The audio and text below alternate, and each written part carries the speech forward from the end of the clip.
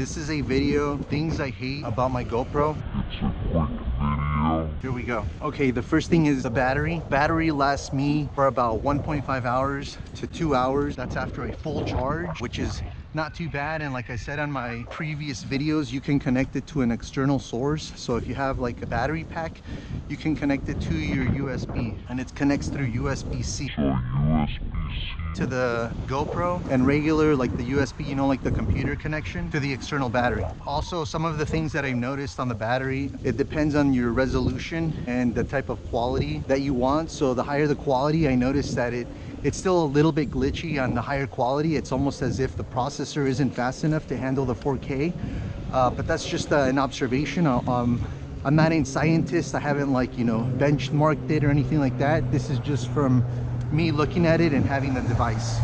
So it almost seems like the CPU is not ready, but the 4K camera is. So if the CPU were to be improved, I think that it would handle the 4K. I'd like to note that I'm not sure if it's the GoPro, the processor of the GoPro, or if it's the processor of my phone.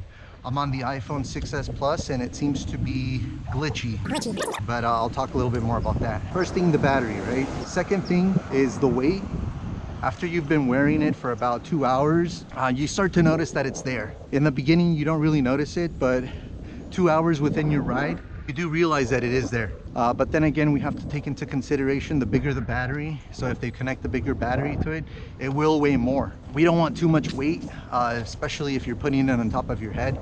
So weight, I understand there's the new one, but I need like higher settings with the least amount of weight, but in such a way to where it's exposed to consumers and they know that I'm wearing it. The third thing is the microphone. As you could probably tell from this video, I don't have an external microphone. I don't have a full space camera, so I don't know how to fix the microphone issue.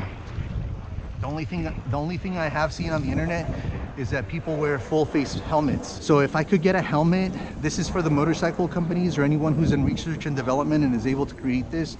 And I don't know if it exists, and if it does, please link me to it. But basically I want like a full face helmet with the GoPro integrated into the helmet and amazing sound quality, so you can be heard. So this is probably for like a helmet accessory that I'm looking for. So I think those are some of the ways that we'll fix the microphone. The app, the fourth thing is that the app is not perfect. Like I mentioned earlier, while using it on 4K, it does glitch out. Like on the iPhone 6s Plus, which I'm on the 128 megabyte. 128 gigabyte. So after taking a few minutes to think about it, if there's anything else, as of right now, I think I like it just the way it is. I understand most companies aren't really working on like 3D right now, and if they are, that would be, I think, my next upgrade is when I have the ability to record in 3D. I think it'll give the consumer a different experience. I know it's coming. The cameras in the 70s were pretty popular. 70s or 80s, I'm not really sure. Around then, I saw a friend that had one and he kind of showed me how it worked, where you take like 2 images. So 3D GoPro is my next upgrade. But then after knowing all these things right now, the question is, should you buy one? Should you go out and buy one? And I'm going to say to you, yes, because I feel as though they are currently the industry leaders.